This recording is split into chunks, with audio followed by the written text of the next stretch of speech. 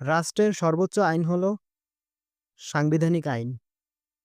৮ বর্গ কিলোমিটার বিশিষ্ট বাংলাদেশের একমাত্র প্রবাল দ্বীপ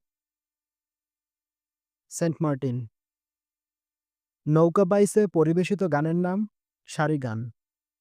হায়ারোগ্লিফিক যে সভ্যতার লিখন পদ্ধতি মিশরীয়। বাবেল মানদেব প্রণালী বিভক্ত করেছে ইয়েমেন, জিবুতি ও ইরিত্রিয়াকে।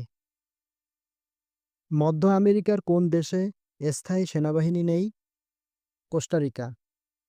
কৃষ্ণ গহ্বর নিয়ে কোন বাঙালি বিজ্ঞানী গবেষণা করেছেন? জামাল নজরুল ইসলাম।